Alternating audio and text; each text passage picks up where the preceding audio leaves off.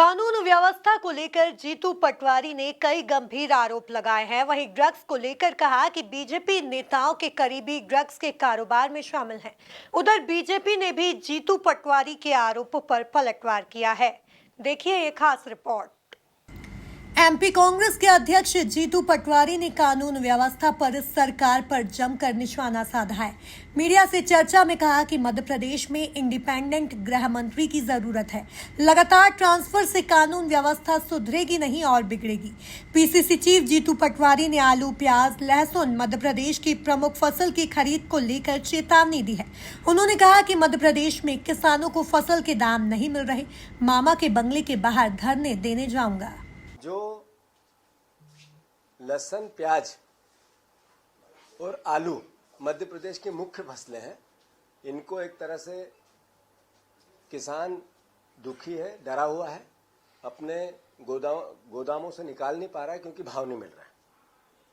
धान को लेकर जो 3100 का देना था, सांप सूंघ गया इस सरकार को। सोयाबीन 6000 लेनी थी, बड़े बड़े भाषण हुए, पर आज तक उस पर पहल नहीं हुई। आज भी 4000 से नीचे बिक रहा है। कहने का अर्थ यह है कि देश के कृषि मंत्री ने प्रदेश के सामने मुख्यमंत्री के रूप में इतना झूठ बोला। मैं उनको आग्रह करता हूं कि आप ध्यान दो मध्य प्रदेश के किसानों पे। हमने लगातार उनसे समय भी मांग रहे हैं, उन्होंने कभी समय नहीं दिया। अगर मुख्यमंत्री जी ने, पूर्व मुख्यमंत्री शिवराज सिंह चौहान जी ने अगर ये भावना किसानों की नहीं समझी तो मैं उनके घर के सामने जाकर अनशन करूंगा। ड्रग्स के हर मामले में बीजेपी नेताओं के करीबी शामिल हैं, यह कहना है पीसीसी चीफ जीतू पटवारी का।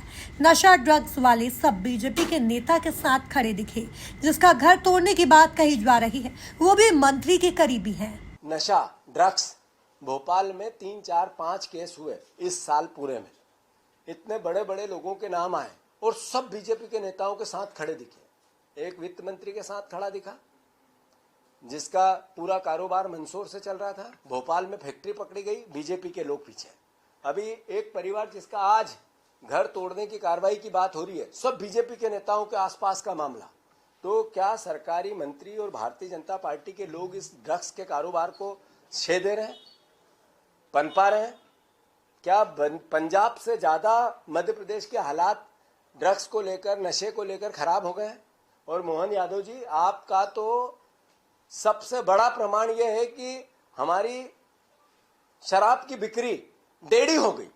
जो शराब शिवराज सिंह जी के कार्यकाल में थी और जो इस 2 वर्ष का, लगभग 2 वर्ष का कार्यकाल आपका देखा जाए, 1.5 शराब का खपत। ये मैसेज क्या है कि आपने पूरा प्रदेश नशा युक्त कर दिया।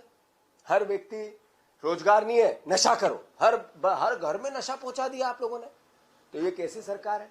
और इसी के कारण है कि कानून व्यवस्था की ये हालात है। मैं फिर से, जिस तरीके से कानून व्यवस्था को लेकर ये सरकार पूरी फेल हुई अलग अलग जगह पे, और सबसे बड़ी बात कि भारतीय जनता पार्टी के लोग इसके पीछे आते हैं। एक जो सबसे बड़ी बात है कि इसके पीछे सरकार का केवल फेलिवर नहीं है, सरकार का कि एक तरह से जो कानून व्यवस्था के प्रति बदनीयती है वो भी है। इसका लॉजिक क्या है? आपने तबादला उद्योग, ट्रांसफर फैक्ट्री चला दी। जीतू पटवारी के बयान पर पूर्व मंत्री गोपाल भार्गव और विधायक प्रीतम लोधी ने पलटवार करते हुए कहा कि मध्य प्रदेश में नशा नहीं हो रहा। मध्य प्रदेश शांति का टापू है, कांग्रेस सिर्फ भ्रम फैला रही है। मध्य प्रदेश की स्थिति इन सब विषयों में बहुत बेहतर है। देश में हमारा प्रदेश बहुत बेहतर स्थिति में शांति का टापू है।